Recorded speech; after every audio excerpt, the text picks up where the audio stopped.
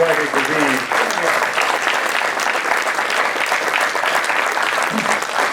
Grazie professore. Per la verità basterebbero le cose e le parole che mi hanno preceduto per concludere la serata, ma dovendo onorare il pasto, il desco estremamente gustoso che questo pezzo di territorio mi ha offerto, quindi non mi avvarrò della facoltà di non rispondere, quindi non mi limiterò a sottoscrivere le profonde. Professore, io sottoscrivo tutto, ovviamente Umberto Eco per noi tutti è un mostro sacro, ma soprattutto sottoscrivo la parte nella quale lei ha offerto a noi tutti la riflessione che gli strumenti non sono mai neutri. Gli strumenti sono neutri in un'accezione che si astrae dalla realtà, ma il loro utilizzo poi alla fin fine li rende buoni o cattivi, nocivi o non nocivi a secondo appunto l'uso che se ne fa. Buonasera a tutti, buonasera, grazie di avermi invitato. Ovviamente saluto le autorità, a partire, non me ne vorranno gli altri, dal questore della provincia di Udine, perché questo attiene al mio essere più profondo, a essere un poliziotto di questo paese, quindi non posso non guardare con affetto e con simpatia alla questora della provincia di Udine, al vice sindaco, al rappresentante dell'Arma dei Carabinieri e a chi ovviamente mi ha invitato, il professor Mocchi che mi ha preceduto. Il tema di stasera, il tema che mi è stato offerto, in qualche modo interseca un po' le mie esperienze, perché affonda nel tema del bullismo, nel tema della prevaricazione, nel tema di comportamenti che in qualche modo, pur non costituendo reato, in qualche modo attengono alla sfera della illegalità, della illiceità o comunque della prevaricazione, del sopruso nei confronti di altri. E più recentemente, per la delega che il Presidente del Consiglio dei Ministri mi ha affidato sul tema della sicurezza cibernetica, il tema del bullismo che incontra questa frontiera, questa nostra condizione che è essere figli di un tempo che qualche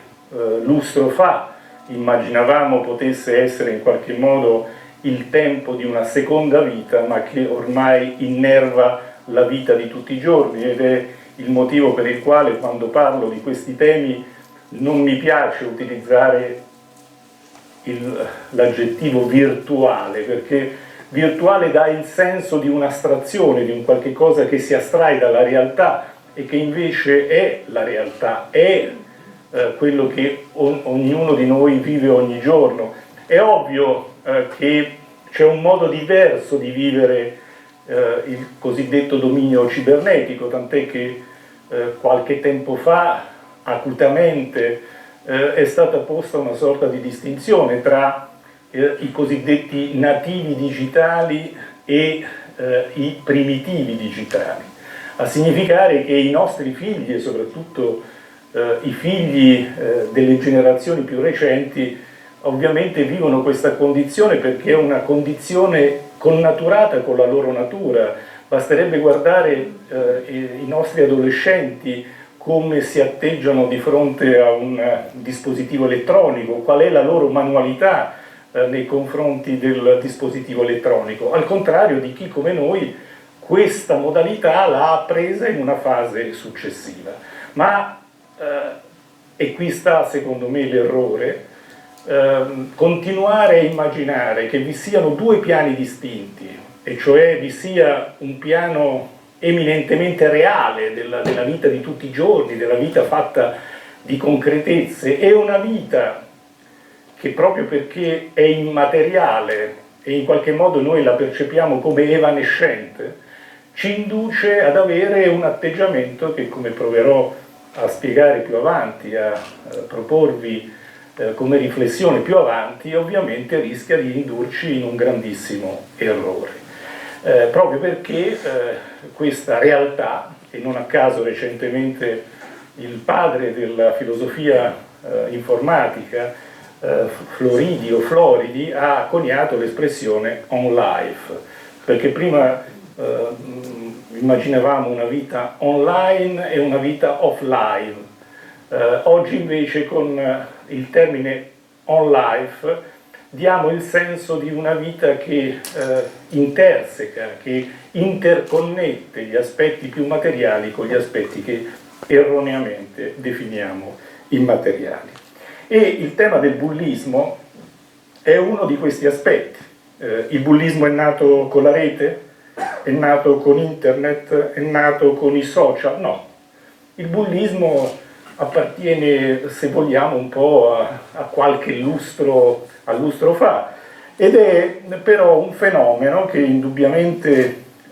fa riferimento a condotte, azioni di sistematica prevaricazione o soppruso, che come dicevo non necessariamente penalmente rilevanti, messi in atto da un adolescente o da un gruppo di essi nei confronti di uno o più coetanei percepiti come più deboli, generando in questi ultimi una forma di oppressione o una sottomissione psicologica o fisica. E le condotte peculiari, riconducibili al bullismo, sono offensive e violente e si concretizzano con prepotenze fisiche, calci, pugni, schiaffi, oppure verbali, minacce, insulti, scherni, o psicologiche, atti discriminatori o di razzismo e condotte di esclusione dal gruppo. Nonostante non esista un quadro normativo, e su questo poi ci ritornerò perché anche questo è significativo, oggi nel nostro sistema giuridico non c'è una definizione di bullismo. Ovviamente ci sono, come sanno gli operatori delle forze di polizia, i reati che in qualche modo possono essere afferenti a questa modalità di prevaricazione, le percosse, le lesioni personali, il danneggiamento aggravato, la diffamazione, le minacce. E questa condotta ovviamente è una condotta che trova origine nel cosiddetto disadattamento sociale e psicologico del singolo giovane, che nel gruppo trova invece una propria identità o dimensione e in forma di emulazione allinea il proprio comportamento a quello delittuoso posto in essere dagli altri membri, spesso non percependone la reale offensività. E un aspetto peculiare è l'indebolimento, per non dire l'annullamento, dell'autonomia dell'adolescente nei confronti del gruppo di appartenenza. E non di rado i protagonisti di bullismo sono giovani appartenenti a famiglie benestanti, che però risultano disgregate. Infatti nel caso del bullismo ai tipici fattori socio-economici e culturali si aggiunge una forma di disagio relazionale subito dai ragazzi nei propri contesti di appartenenza, soprattutto familiare, ma anche scolastico,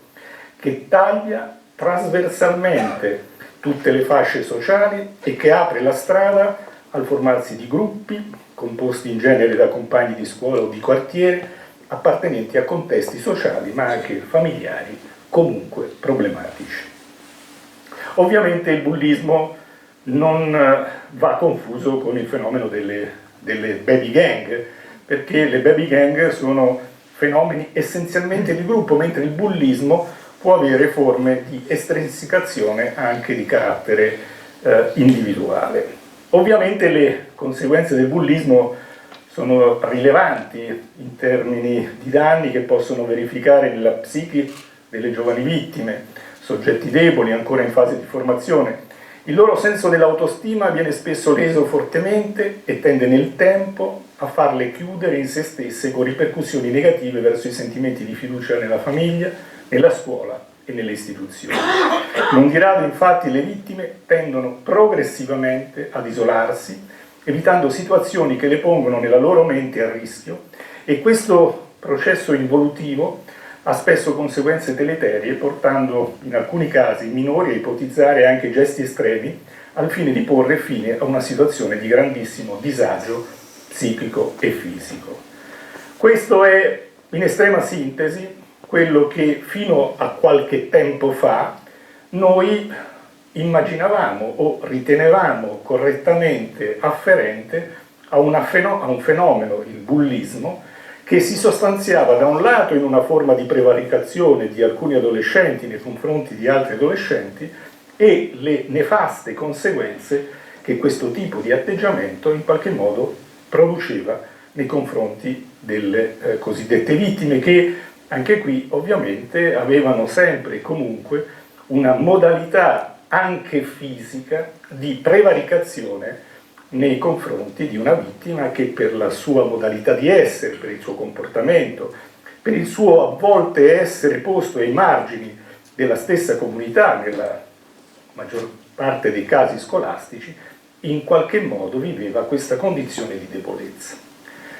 Il mondo ovviamente è cambiato nel momento in cui ad una forma preesistente abbiamo in qualche modo conosciuto quella che è la modalità della condizione di una socialità che, come dicevo prima, abbiamo imparato a essere impropriamente definita virtuale. E guardate, la sensibilità e la percezione della negatività di questa condizione è stata a tal punto che, mentre, come vi dicevo, nell'ordinamento attuale del nostro sistema anche sanzionatorio penale non vi è una definizione di bullismo, il legislatore ha ritenuto invece nel 2017 con la legge numero 71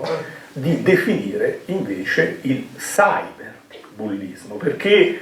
la dimensione del fenomeno, la sua pervasività,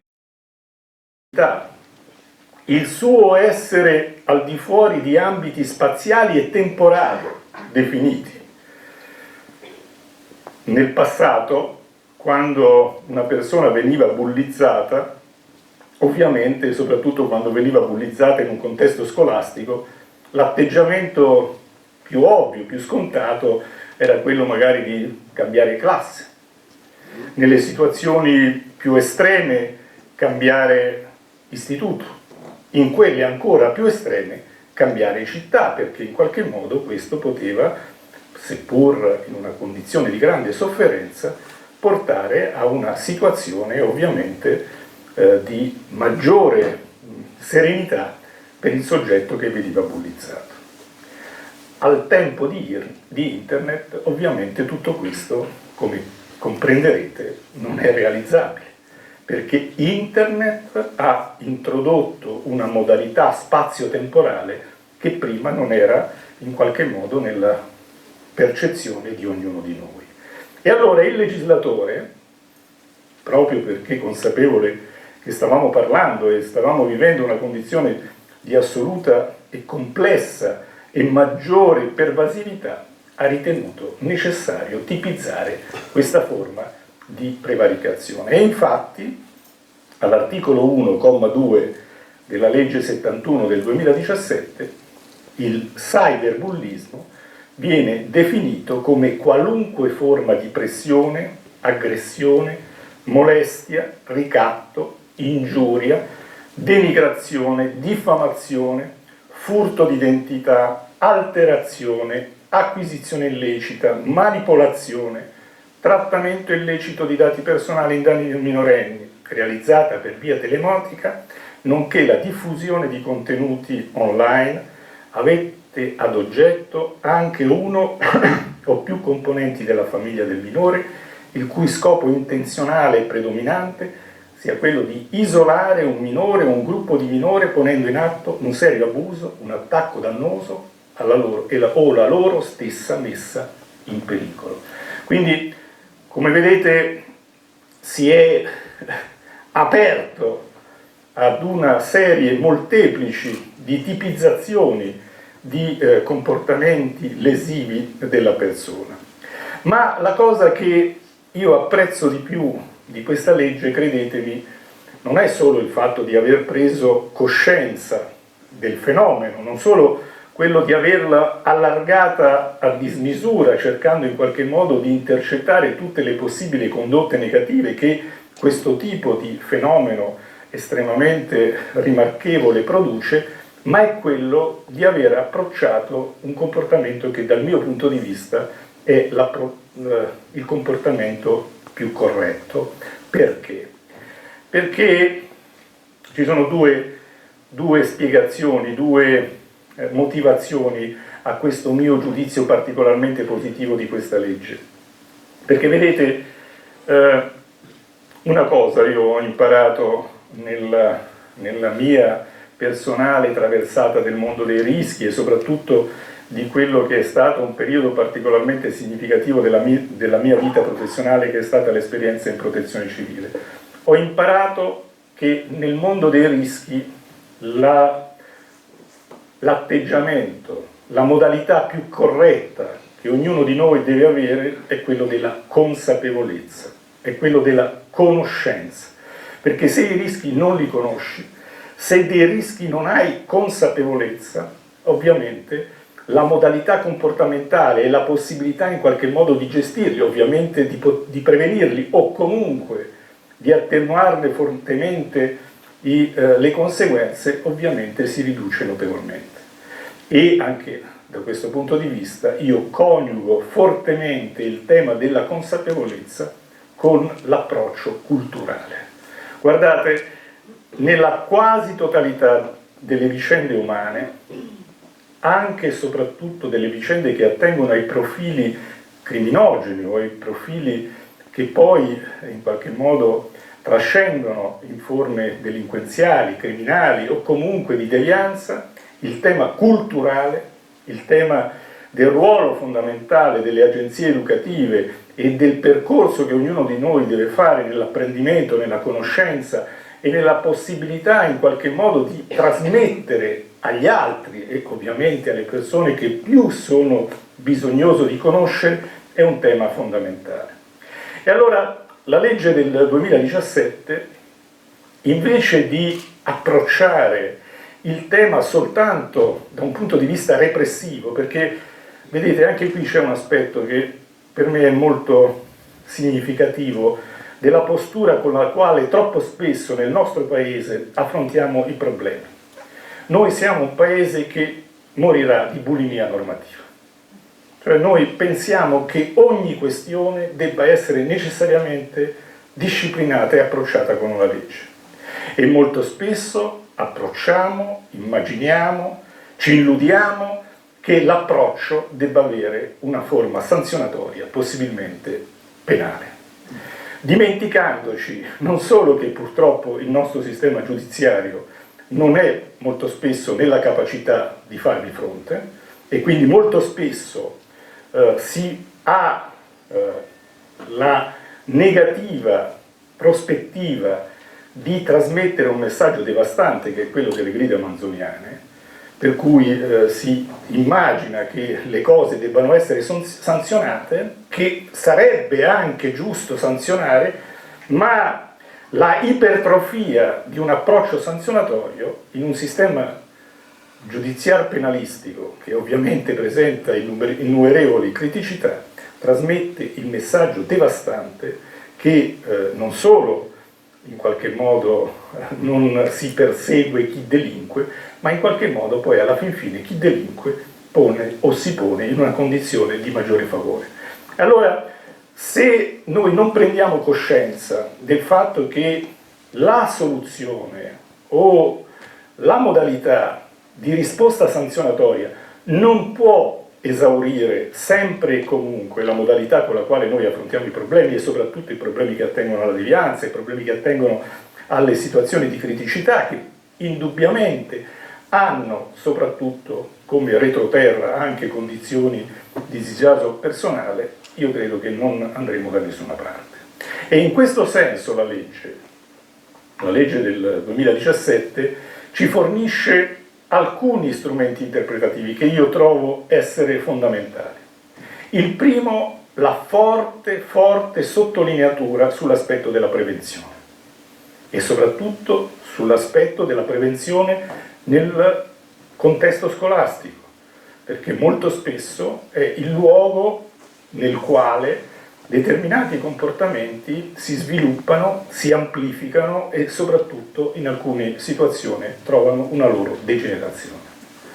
E infatti la legge pone una particolare attenzione su tutto quello che il Ministero dell'Istruzione, le istituzioni scolastiche debbono porre sotto questo profilo. E poi, anche qui, Prima di arrivare alla sanzione, il legislatore pone uno strumento, che è quello dell'ammonimento del questore, che anche qui è un istituto che affonda nella tradizione anche preventiva del nostro paese e che io ho salutato positivamente perché è una modalità che si pone prima dell'innesto del meccanismo penalistico, che si pone prima dell'innesto del procedimento penale. È un po', e non me ne vogliate perché questa mia lettura potrebbe essere anche tacciata di un veteropaternalismo, è un po' quella immagine che forse ovviamente giustamente per certi aspetti non appartiene più alle nostre comunità, ma è l'immagine nel quale, non me ne vorrà il maresciallo, il maggiore, era quello che il maresciallo dei carabinieri, prima di mettere le manette o prima di mettere qualcuno, come si usa dire, in gattabuia, soprattutto di fronte ai più giovani, aveva quella saggia e quella capacità in qualche modo di svolgere anche una funzione di supplenza rispetto ad altre agenzie educative. E quindi poneva in essere un comportamento che non era il rispetto ossequioso della legge, ma era la capacità di interpretare in quel momento che forse verso quell'individuo un comportamento di un certo genere era per certi aspetti più educativo di quanto non lo fosse coinvolgerlo in una spirale poi anche e soprattutto di carattere giudiziario che, come dicevo prima, non sempre rappresenta uno dei momenti più esaltanti della vita organizzata di questo Paese. E allora ecco che il legislatore in qualche modo del 2017 recupera, ovviamente aggiornandola, questa modalità, che è una modalità preventiva, è una modalità con la quale a questi ragazzi o a queste ragazze, perché peraltro queste forme di bullismo non hanno distinzione di genere, vengono posti di fronte anche alle loro responsabilità, perché guardate, una delle situazioni più ricorrenti, soprattutto quando ci sono forme che degenerano ovviamente in situazioni verso le quali non è più possibile nessun tipo di atteggiamento anche di carattere paternalistico, il comportamento più ricorrente è l'assoluta percezione della non percezione del disvalore da parte di questi ragazzi rispetto ai comportamenti che hanno tenuto. E quindi il fatto di anticipare la soglia di prevenzione attraverso un modello che è appunto il modello che affonda nella storia diciamo della gestione dei fenomeni di devianza, l'ammonimento, il richiamo, quello che una volta si chiamava anche la diffida, no? Ovviamente sotto altri ambiti, in qualche modo dal mio punto di vista è una modalità con la quale si coglie e si cerca di riportare fenomeni di questo genere non in una visione apparentemente risolutiva, ma per certi aspetti semplicistica, e guardate, per molti altri aspetti, con la conseguenza negativa che come si dice dalle mie parti, la pezza è molto più lesiva e molto più negativa di quanto possa essere il buco che deve essere in qualche modo coperto. E ovviamente la legge del 2017, la 71, non fa solo un'opera culturale, non pone in essere soltanto una modalità con la quale si cerca di prevenire, ma ovviamente offre anche strumenti, e ad esempio quello della rimozione, della possibilità di rimuovere all'interno della rete i video, le modalità con le quali si è estrinsecata la bullizzazione, ovviamente rappresentano una modalità con la quale il legislatore si pone nella condizione di intercettare e non tanto di sanzionare il comportamento che è stato posto in essere, quindi intercetta anche e soprattutto le motivazioni con la quale poi il comportamento si va ad estrinsecare nelle modalità che ho detto. Ma l'occasione di stasera per me non è solo quello di sottolineare l'importanza da un lato la negatività di questi comportamenti che affondano, come dicevo prima, nella devianza, nella condizione di disagio che purtroppo da questo punto di vista sempre più, almeno chi opera nel settore specifico, è costretto in qualche modo a percepire, ma se mi consentite questa per me è un'occasione più unica che rara per attirare l'attenzione e in qualche modo rifacendomi anche alle parole che prima il professore ha detto introducendo il mio intervento, e cioè quella dello strumento,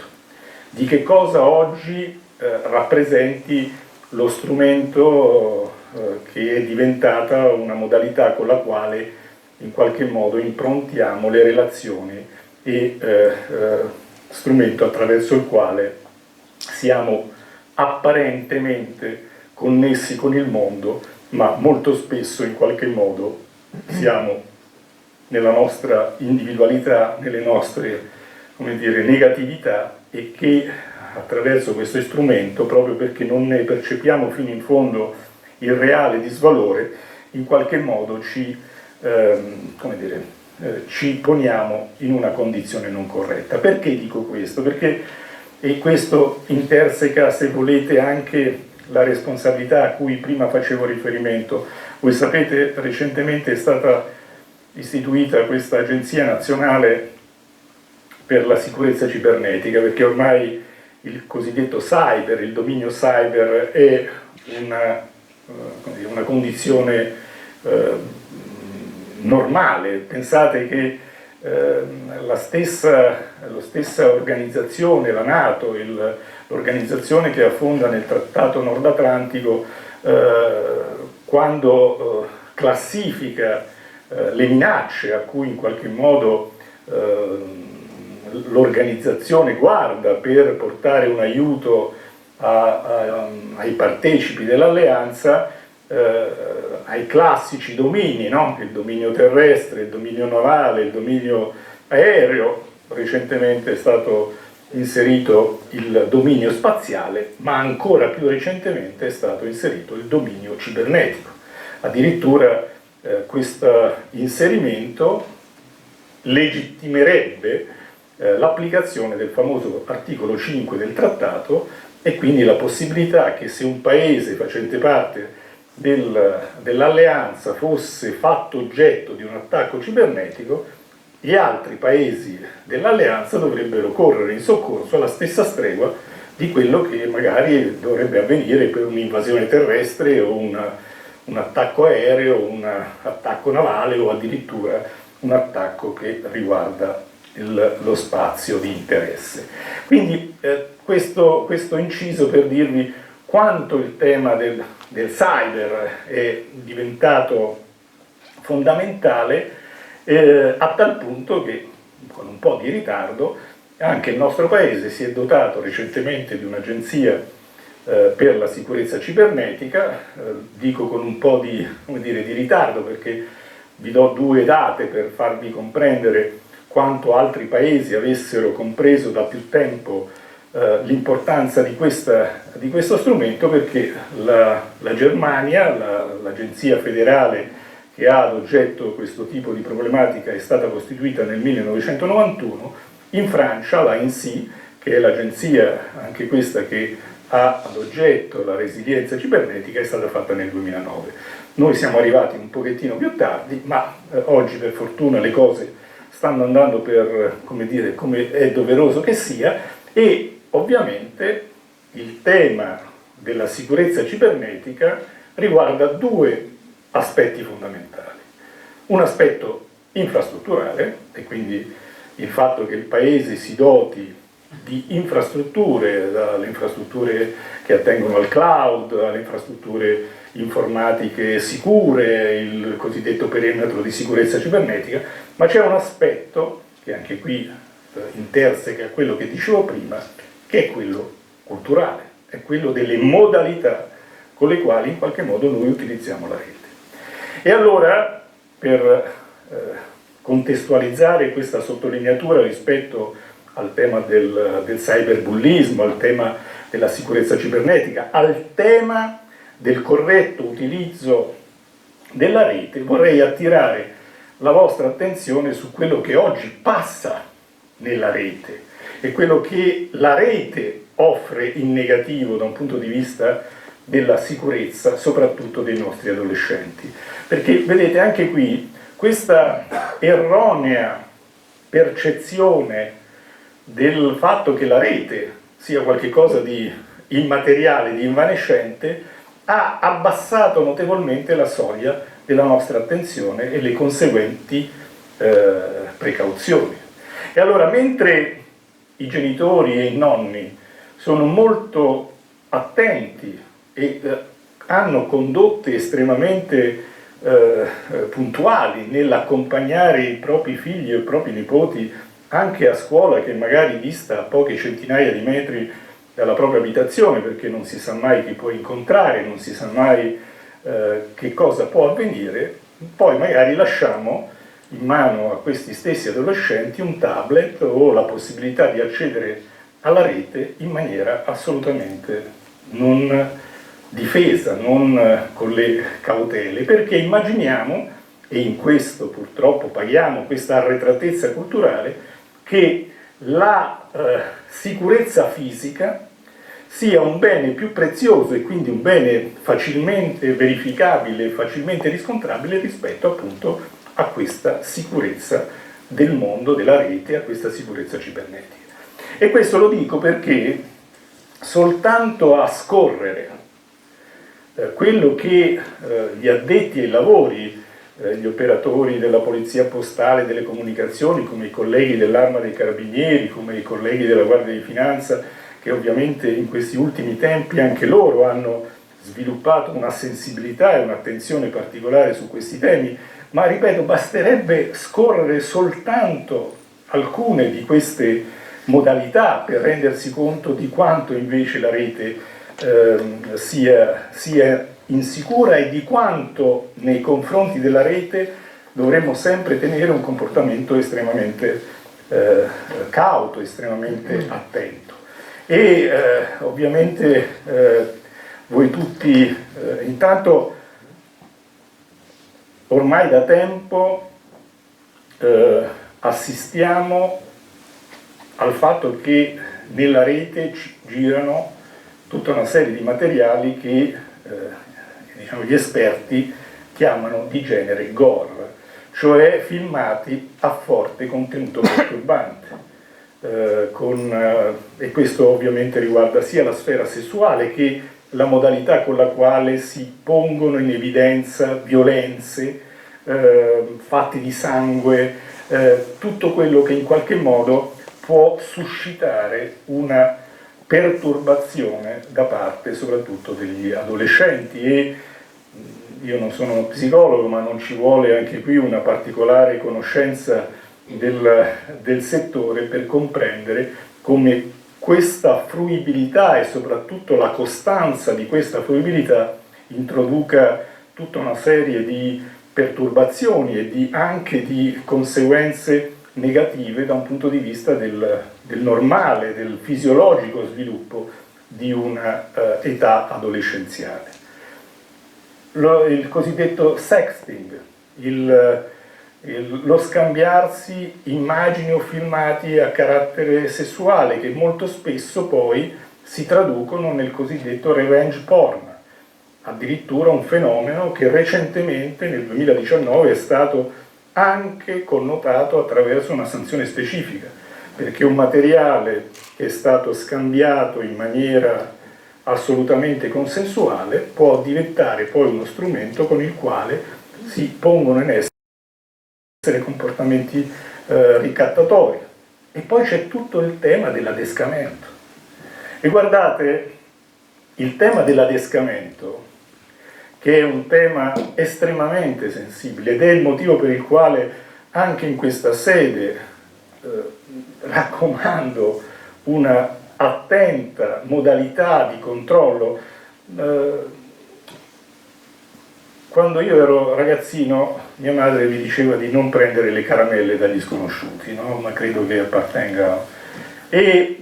se ci pensate, in fondo era una modalità molto semplicistica, ma che era riferita in qualche modo anche alla, diciamo, alla capacità dei minori della mia generazione di essere in qualche modo adescati. Oggi ovviamente i minori non sono un po' così bamboccioni come potevo essere io alla mia età, ma dall'altra parte le modalità con le quali si pongono in essere comportamenti di adescamento sono assolutamente molto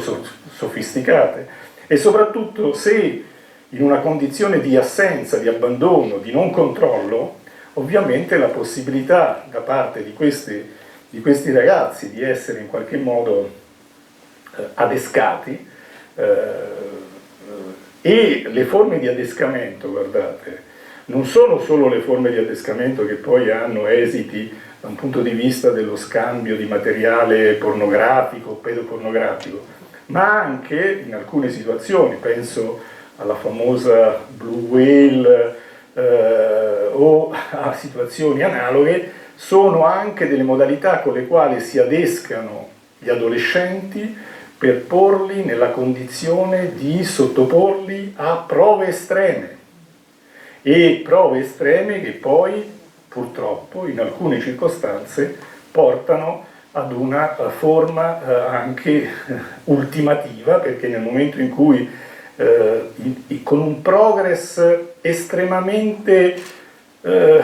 persuasivo, subdolo, si coinvolge soprattutto le persone meno attrezzate da un punto di vista di gestire situazioni di questo genere a superare delle prove che poi portano molto spesso alla prova estrema della vita e portano persone, come purtroppo da noi i fenomeni sono un po' meno rilevanti da un punto di vista dei numeri, in altri paesi lo sono un po' di più, ma purtroppo anche qui consentitemi di apprezzare in negativo come alcuni fenomeni da noi arrivano sempre un pochettino più disassati temporalmente, quindi il fatto di porvi rimedio per tempo secondo me non è la modalità sbagliata. E poi ci sono le cosiddette challenge, ci sono